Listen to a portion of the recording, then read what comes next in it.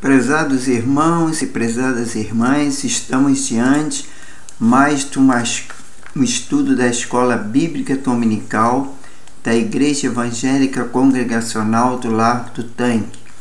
E hoje estudaremos a carta de 2 Pedro. Mas antes de darmos início ao nosso estudo, vamos estar nos dirigindo a Deus em oração.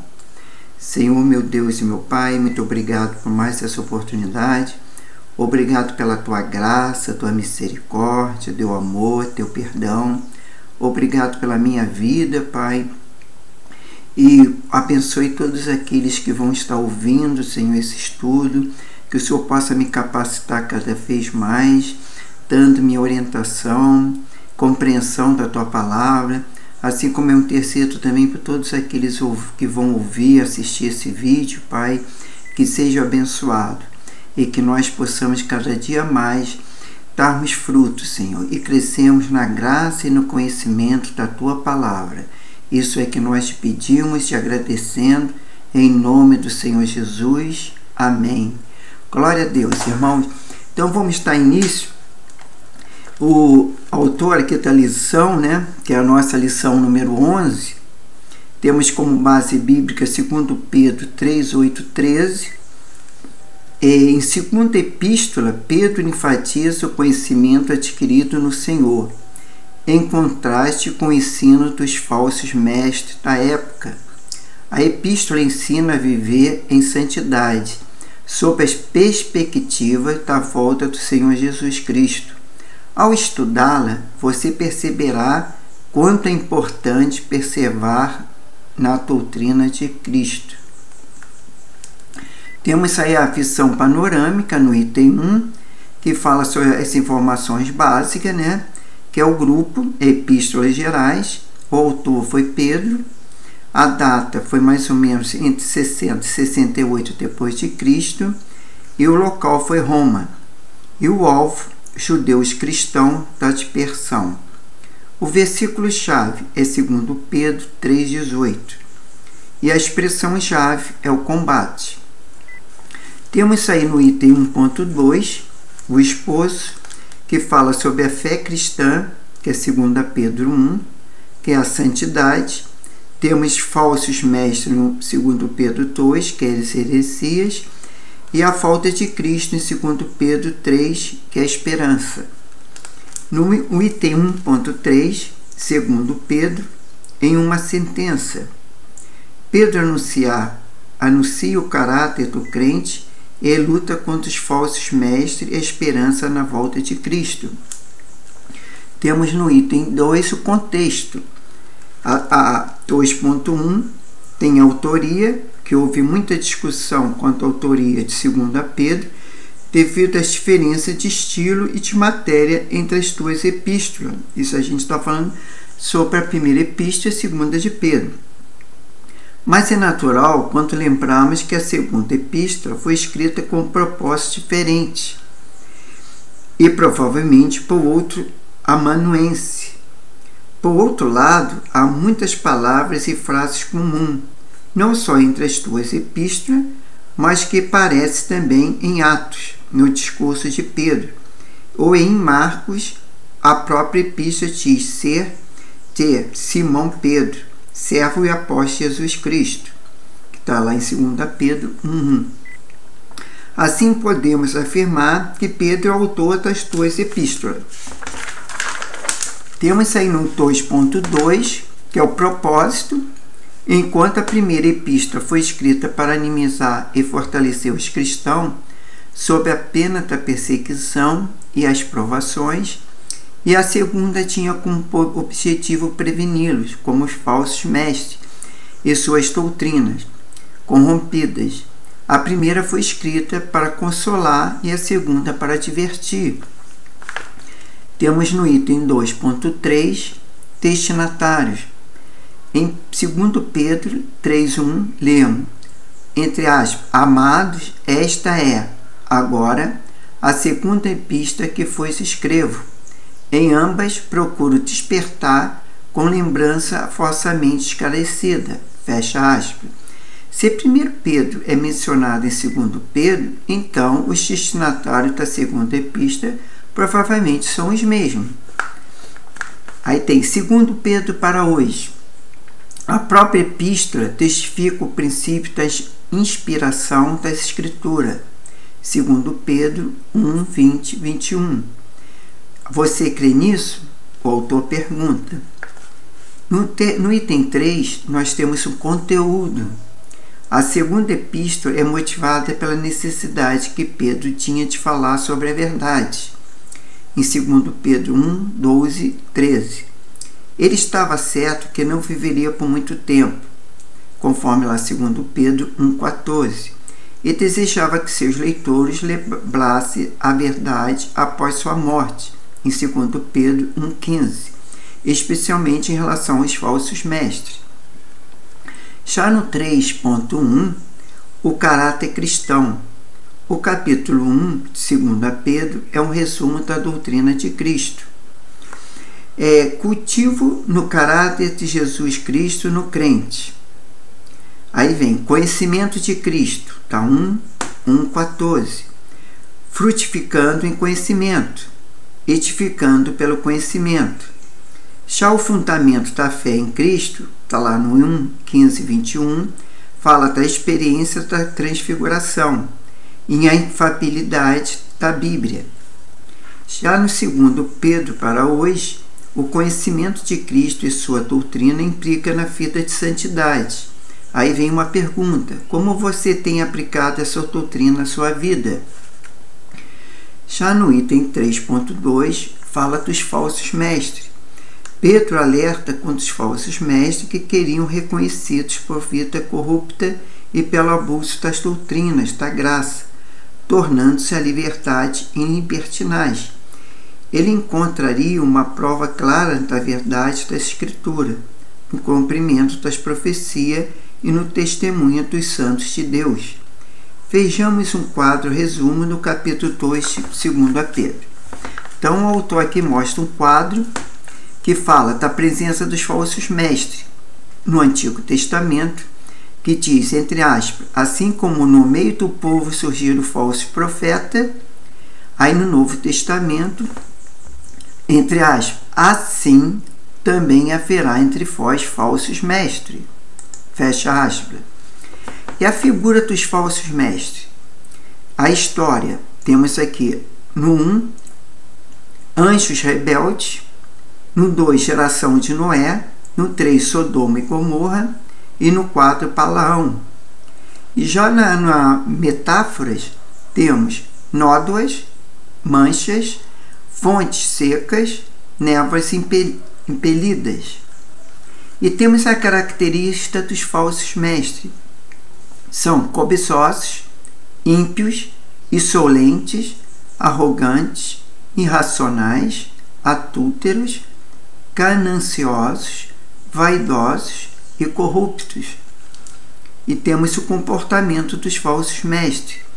Estarão dentro da igreja, introdução heresias destruidoras, terão muitos seguidores, difamarão o caminho da verdade, explorarão as pessoas com histórias inventadas, são impulsionados pela carne, desprezam totalmente as autoridades, falam mal dos que não conhecem, vivem em completa devassidão, convencem os instáveis na fé, extraviam-se na injustiça, provocam desejo libertino e seduzem os fracos, fazem falsas promessas de liberdade. Isso são comportamentos dos falsos mestres. Temos aí 2 Pedro para hoje, que o autor coloca na lição. Ele faz uma afirmativa e depois uma pergunta. Ele diz que os falsos mestres estão presentes e ativos hoje quanto à época de Pedro. Em que você busca razão para a sua fé? Nos falsos mestres ou nessa escritura? O autor pergunta. Aí no item 3.3 tem o dia do Senhor. Pedro também enfatiza a mensagem do dia do Senhor. Vários princípios são estabelecidos em sua segunda epístola. Os apóstolos são testemunha da mensagem de volta de Cristo. A promessa da volta de Cristo será questionada. Deus trará o seu juízo sobre o mundo e o ímpio. A vinda do Senhor não demora, segundo as perspectivas de Deus. E até a volta o tempo é de arrependimento, e o Senhor voltará repentinamente. E a volta do Senhor culminará na destruição da terra. Jesus exige que os crentes aguardem santidade. Isto tudo está nos 3 capítulos de 2 Pedro. Aí temos aqui o apóstolo 3.4, o apóstolo Pedro e Paulo. Pedro aconselha os cristãos que sejam diligentes e santos. Está lá em 2 Pedro 3.14. Apelando para o ensinamento do apóstolo Paulo, 2 Pedro 3.15 e 16, como confirmação de suas próprias ideias. A passagem comprova não só a autoridade de Paulo como apóstolo do Senhor, mas também identifica uma mensagem única pregada por todos os demais apóstolos. Aí o autor coloca 2 Pedro para hoje, que é uma afirmação, 2 perguntas na verdade, não é uma afirmação não. Como você tem combatido o falso mestre em nossos dias? Aguarda ansioso e vigilante a volta de Cristo. Bom, a primeira pergunta, como você tem combatido os falsos mestres em nossos dias? O único meio de nós combatermos os nossos falsos mestres seria ler a Escritura, a palavra de Deus, ter o conhecimento para não sermos enganados. E aguarda ansiosa a vigilância a volta de Cristo. Isso é, nós teríamos que ser vigilantes quanto à sua volta. E na conclusão, o autor fala que aprendemos nessa lição que Pedro aconselhou os cristãos na sua época e que fossem diligentes e santos, apelando para o ensinamento de Paulo, 2 Pedro 3.15 e 16, como confirmação das suas ideias e alertando aqueles ensinos que tinham sido torcidos por homens indoutos, com o fim de justificarem e mais perniciossas práticas.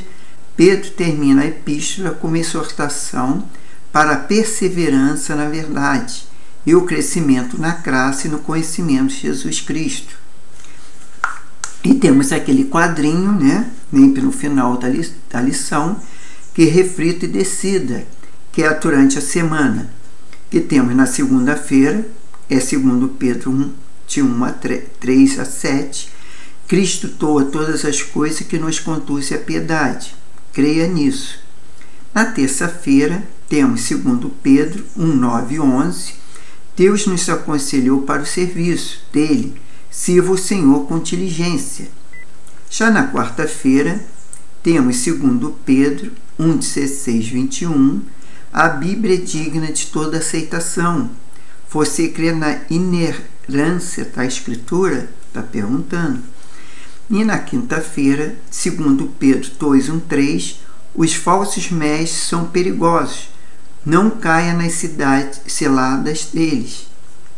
E na sexta-feira, 2 Pedro 3, 1, 7, como você pode ajudar alguém que está enganado nos falsos mestres, né? Aconselhando, no caso, ler a Escritura, a palavra de Deus. E no sábado, 2 Pedro 3, 8, 13, a volta de Cristo é certa. Você aguarda vigilantemente a volta de Cristo? Está perguntando. E no domingo, 2 Pedro 3, 14 e 18, que fala que Cristo exige crescimento espiritual. Aí pergunta, quanto você tem crescido espiritualmente? Tá? E agora eu queria fazer um comentário sobre essa epístola de Paulo, principalmente na questão do capítulo 1, versículo 1, e na questão também do capítulo 3, do 13 ao 18. Então vamos lá. 2 Pedro, ele diz que no capítulo 1, ele fala Simão Pedro, que no início de uma carta que terá que incluir boa parcela de repreensão. O autor primeiramente se identifica e depois apresenta suas credenciais. A combinação dos dois nomes parece ser um traço primitivo e a jata em Mateus 16, 16 e Lucas 5, 8. e frequentemente em João 21, 15 e 17, onde Jesus 3 vezes se dirige aos seus discípulos arrependido pelo seu patrônimo, porque o nome Pedro, homem de rocha, era tão inapropriado naquela juntura, ao falar aquele que negara seu mestre. Alguns têm visto nessa combinação os dois nomes uma tentativa para apelar tanto a leitores judeus quanto aos gentios, mas é difícil ver qualquer sinal de grupos diferentes de interessados na carta propriamente dita. Outros pensam, com mais probabilidade, que o nome duplo tem qualquer relevância especial, visa desviar a atenção do leitor, do pescador judeu para o apóstolo cristão, e da vida antiga para a nova, de Simão, o nome que lhe foi dado ao entrar na antiga aliança, para Pedro seu nome distintamente cristão. Então, continuando no 2 Pedro 1, as credenciais do escritor são duplas. Ele é tanto servo, escravo, quanto apóstolo de Jesus Cristo. A humildade pessoal, que é notada tanto em 1 Pedro, é combinada com o senso de autoridade de sua posição apostólica. E com muita razão. O apóstolo ressalta sua solidariedade com Cristo, o servo com seus leitores. Este último termo prepara o caminho para sua declaração, que obtiveram fé igualmente preciosa conosco. Não há distinção entre os crentes, todos igualmente são pecadores, que devem sua presença na cidade celestial. Eu também vou fazer um breve comentário lá no capítulo 3, que fala a partir do versículo 8, na verdade, até o 13, porque eu achei muito interessante, e a questão também, porque é o texto básico, a base bíblica, é 2 Pedro 13, 8, 13. Então, eu farei agora um breve comentário, para que os irmãos tenham assim, mais um aprofundamento nesse estudo dessa epístola de Pedro. Então, o que diz? Através desse comentário, Pedro agora volta sua atenção aos fiéis. Embora os hereges possam ser deliberadamente ignorantes, pelo menos seus amados leitores não devem deixar de perceber a verdade importante, que o tempo não é para Deus, ou menos que para o homem, ao fornecer eles munições para enfrentar a zombaria dos escarnecedores por causa da demora de sua presença, quer dizer, a sua volta. O escritor enfatiza primeiramente a relatividade do tempo, em segundo lugar, as amorosas longanimidades de Deus, em 1000 anos, como um dia, cita o Salmo 94, pois 1000 anos, aos seus olhos, são como um dia de ontem, que se foi, e como a vigília da noite. Aquilo que o homem considera como um período longo de tempo, é como um mero dia de modo de Deus calcular o tempo. Pedro tem sido acusado de vender o passe, quer dizer, trair e escapar da doutrina difícil da sua presença, por meio de manter a relatividade do tempo. Ter certo isto é entender erroneamente aquilo que ele está fazendo. Pelo contrário, ele está insistindo com eles para que, quando surge conversa acerca da vinda de Cristo, deve erguer os olhos para cima, pois assim fazer não estarão sujeitando o tempo destinado por Deus às próprias vontades ridículas dele. Isso foi falado pelo Calvino. Deus vê o tempo com uma perspectiva que nos falta, até mesmo uma demora de 1000 anos. Muito bem pode parecer só um dia quanto o pano de fundo da eternidade. Além disto, Deus vê o tempo com uma intensidade que nos falta. Um dia como o Senhor é como 1000 anos. Em razão disso, os homens sempre devem estar alerta, pois o fim pode vir em qualquer tempo. O tempo é a dávida de Deus. Ele nos mandou vigiar, orar e trabalhar. É interessante que o passo que o salmista enfatiza somente a insignificância do tempo em comparação com os caminhos de Deus.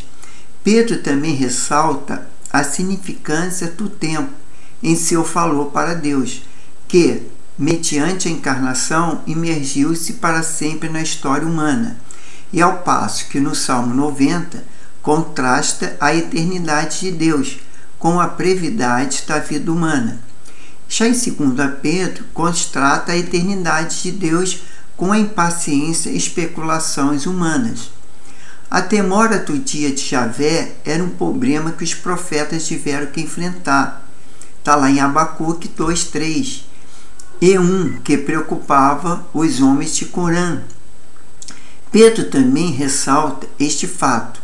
Depois de asseverar que a demora somente parece longa por causa da nossa perspectiva do tempo e porque fornece mais oportunidade para os homens se arrependerem e serem salvos. A fé orienta o homem para a eternidade, ao passo que os escarnecedores permanecem sendo filho do tempo. Deus sabe o fim desde o princípio. Tudo está presente com ele, inclusive o fim e o próximo de todas as coisas. Está lá em 1 Pedro 4:7. Talvez haja uma ilusão adicional à palavra de Jesus registrada em João 21:18-23. Pedro tinha sido advertido que não viveria para ver sua volta. Desarte não revela qualquer interesse em qualquer sinais que o precederiam. Ficamos sem dúvida de ser um falsificador, teria sido tão resistente. E este versículo, naturalmente, tinha muita influência sobre o quilianismo do século II, o conceito que haveria um governo pelos santos de 40.000 anos, numa Jerusalém terrestre, quando o dia do Senhor raiasse em sua volta. Percebemos que a expressão "o dia do Senhor é como 1000 anos" tem conexão com este assunto, e certamente aludido em Barnabé. Se essa epístola tivesse sido escrita no século II, quando esta doutrina era tão divulgada e que quase veio a ser uma pedra de toque da ortodoxia cristã, e provavelmente que o autor pudesse que ser refreado a fazer qualquer alusão a ela ao citar o próprio versículo que deu origem a ela. O apóstolo respeitava a ordem de Jesus, no sentido de não especular acerca do tempo, do fim, mas aquela reserva não persistia até o século II. Este versículo foi entendido por Barnabé e Irineu para apoiar a crença que o mundo duraria por tantos milhares de anos, quanto havia dias na criação, visto que um dia era igual a 1000 anos, e o livro intertestamentais segue uma linha semelhante. Já lá mais ou menos no versículo 10, ele é guiado pelo Antigo Testamento em seus corolários e nada tem a ver com os mapas cronológicos especulativos. Pedro argumenta na base do caráter de Deus. Está lá no 3:9. A terceira refutação que Pedro faz aos escarnecedores é tirada da natureza de Deus. Não é restart, mas sim a longanimidade que adia a consumação de toda a história e que conserva aberta a porta para os pecadores arrependidos, até mesmo os escarnecedores arrependidos. Não é incapacidade, mas sim a misericórdia que é a razão para a demora de Deus. A pregação do Evangelho é escatológica, de fio a pavio. Pedro argumenta a base da promessa de Cristo. Pedro nunca relata em lembrar seus leitores daquilo que já sabia. Segue aqui o seu propósito preceito e mais uma vez volta para o título de Jesus, que cansou uma forte impressão na igreja primitiva. Virá, entretanto, como um ladrão o dia do Senhor, conforme Mateus 24, 43 e 44 e Lucas 12, 39 e 40. A volta será tão repentina, tão inesperada, tão desastrosa para os despreparados como um arruamento noturno. Paulo fala no mesmo termo acerca do aspecto repentino e decisivo do advento.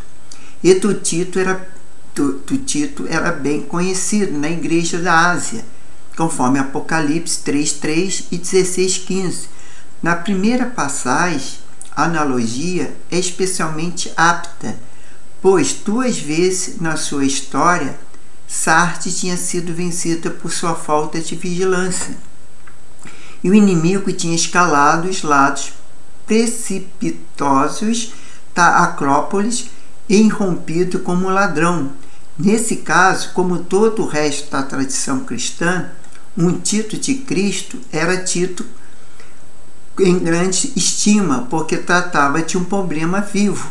A data da sua volta era útil para os líderes primitivos, para resfriar os excessos apocalípticos dos entusiastas que sempre estavam fixando as datas para o fim. Jesus tinha dito que ele não sabia a data, conforme Marcos 13:32, e mandara seus seguidores a refrear-se e especular acerca delas, conforme Atos 1:7, pois a vinda do Filho do Homem seria como um ladrão de noite. São os remédios para a apatia acerca da volta de Cristo. É o remédio para o fanatismo excessivo, devendo deixar nas mãos de Deus a hora exata, mas também devemos vigiar.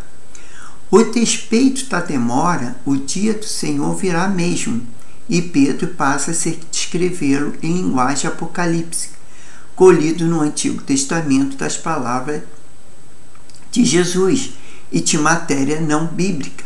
Jesus tinha falado em sinais do sol, na lua e nas estrelas, sobre a terra, angústia entre as nações em perplexidade, conforme Lucas 21:25, o sol escurecerá e a lua não terá sua claridade, e as estrelas cairão do firmamento, e os poderes dos céus serão abalados. Passará o céu e a terra, porém minhas palavras não passará. Foi dito por Jesus lá em Mateus 24:29 e 35. Pedro relembra e adapta a linguagem de Jesus acerca da destruição cósmica na sua volta e relembra também a permanência de Jesus, atribuía as suas próprias palavras ao iludir-se e fideicnidade da promessa do Senhor e a sua luz destas palavras. Pedro voltou-se para o seu Antigo Testamento para receber mais iluminação, passagem tais como Isaías 13:10 a 13 e Miqueias 1:4 deve ser surgido à mente como Isaías 34:4, que diz: todo o exército dos céus se dissolverá e os céus se enrolarão como um pergaminho. O versículo este que reaparece no Apocalipse de Pedro, a vinda de Jesus para o mundo. No entanto, rachou-se no meio do conceito unitário que os profetas do dia tinham no dia de Javé. Desde então, parte foi cumprida e parte ainda jazia no futuro. Em especial, o fogo, o julgamento e assim por diante pertencia à sua segunda vinda. A linguagem de Pedro não é inteiramente clara nos detalhes, o que pouco surpreende.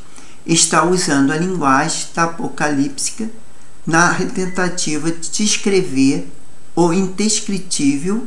O seu propósito principal era levantar os olhos dos seus leitores ao clímax da história. Faz 3 considerações. Primeiramente, os céus, concebido em termos de um invólucro, acima do mundo, passarão com estrepitoso estrondo ou desaparecerão num pramir de chamas. O sistema solar e as grandes galáxias, até mesmo os relacionamentos do espaço e do tempo serão abolidos. Todos os elementos que compõem o mundo físico serão dissolvidos e se derreterão até ficar em nada. É um quadro que, em grau surpreendente, corresponde àquilo que realmente pode acontecer de acordo com as teorias modernas do universo físico. De qualquer maneira, a lição principal de tudo isto não é a linguagem figurada, apocalipse, que pode ser literalmente cumprida ou não, mas sim são as implicações da sua volta, para o quais Pedro agora volta sua atenção. As implicações éticas da segunda vinda, que está lá no capítulo 3, de 11 a 14. Como sempre no Novo Testamento, o imperativo moral segue o indicativo escatológico. A expectativa da volta do Senhor sempre inspira os cristãos a uma vida santa, conforme 1 João 2,28. A descrença na volta do Senhor, por demais frequentemente, produz indiferentismo no comportamento, assim como acontecera com estes mestres do erro. Tanto a terra, a humanidade, quanto as ações nela realizadas ficarão manifestas diante do tribunal de Deus. O mundo inteiro passará e somente o homem sobrará para prestar conta a si mesmo ao seu Criador. As pessoas são mais importantes que as coisas. Tendemos então facilmente a esquecer-nos disto. Deslizamos para o hábito pensar que o mundo é mais duradouro que seus habitantes. Pedro nega isto. As pessoas não são mais importantes ou mais duradouras que as coisas. No universo instável e perecível, o único fator estável e imperecível é a personalidade humana, com ela que Deus se ocupa primariamente. O caráter do homem é a única coisa que pode levar fora desta vida justamente com ele. Logo quer escolhamos pensar na dissolução. Em termos pessoais ou cósmicos, a qualidade de vida que nos levamos à luz desta dissolução vindoura é de suprema importância. Pedro, como sábio pastor que é, conclama seus leitores a refletir, aplicar as verdades que acaba de anunciar. A santidade da vida, a adoração a Deus e o serviço aos homens são as três conclusões práticas que ele tira desse estudo de advento. Estas qualidades devem estar permanentemente presentes em nossas vidas, em contraste com a imprevisibilidade das nossas circunstâncias, no mundo que todas as coisas podem ser dissolvidas. Espera-se dos cristãos que aguardam a vinda do Senhor e o próprio Jesus os mandara vigiar.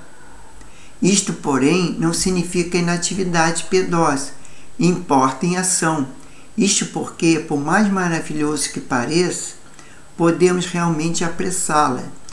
Noutras palavras, o cronograma do advento depende até certo ponto no estado da igreja e da sociedade. Que conceito maravilhosamente positivo na relevância de nosso tempo na Terra. Não é nenhuma espera infrutífera até que o fim seja escrito. Vista-se um tempo de cooperação ativa com Deus na redenção da sociedade. Nossa era entre os adventos é a era da graça, é a era do Espírito e a era do evangelismo. Embora, porém, o evangelismo parecesse ser o modo principal de apressarmos, segundo se diz, a vinda do Senhor, conforme Marcos 13:10, não podemos confinar nossos preparativos para o evangelismo. Não podemos excluir que venha o teu reino, conforme Apocalipse 8:4. Nem o comportamento cristão, nem o arrependimento e a obediência. Todas essas coisas contribuem para o alvo final.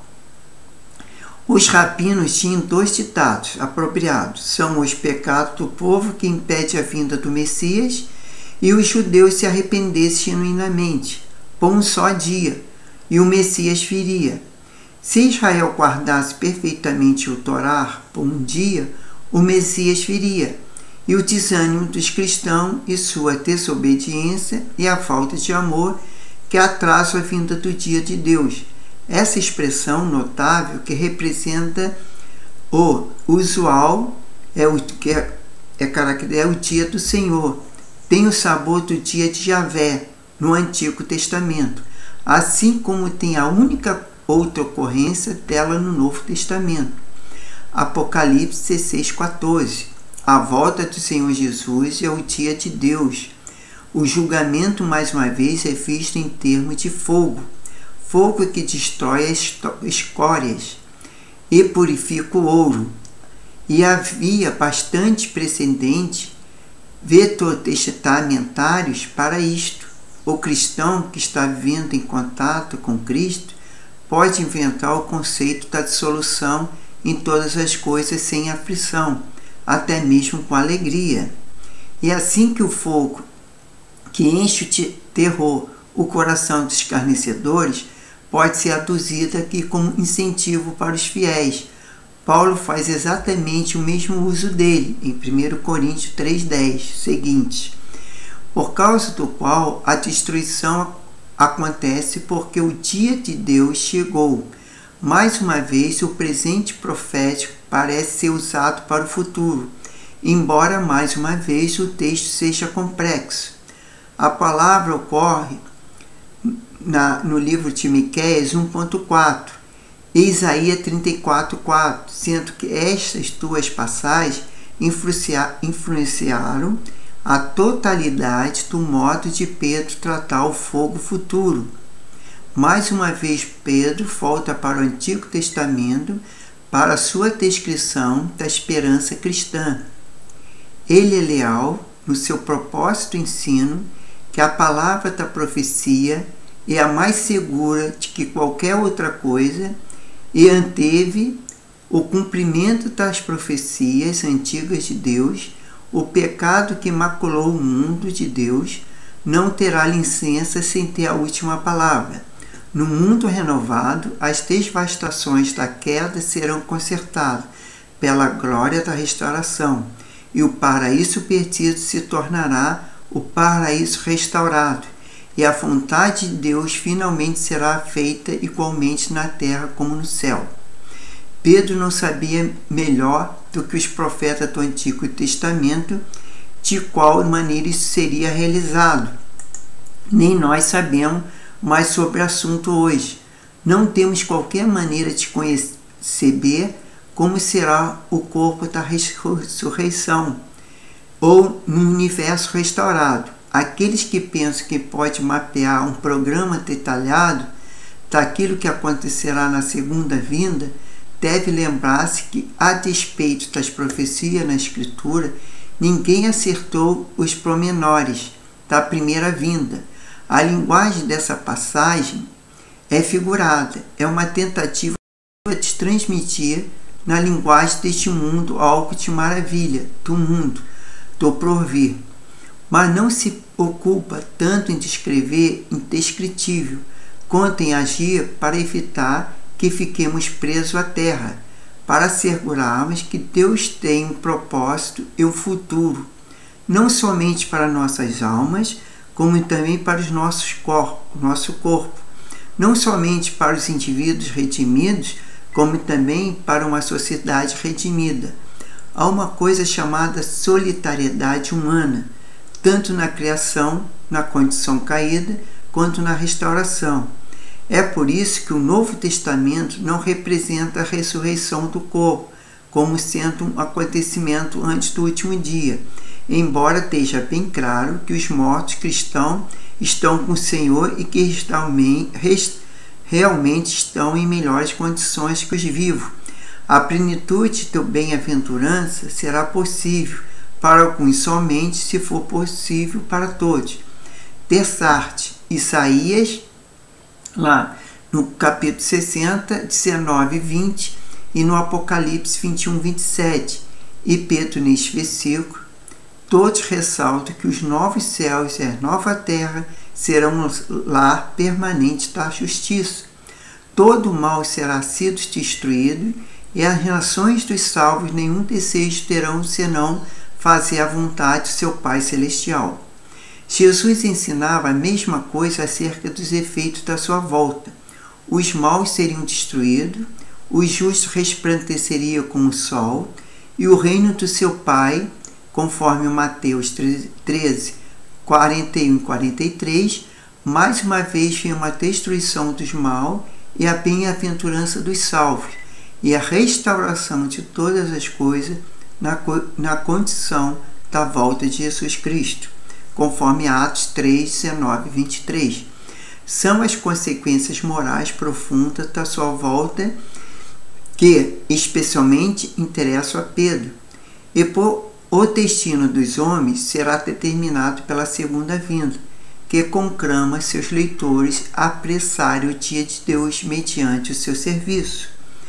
Porque é somente a justiça que sobrevirá nos novos céus e na nova terra. É imperativo que os cristãos vivam com justiça. A olhada da esperança deve produzir vida da santidade.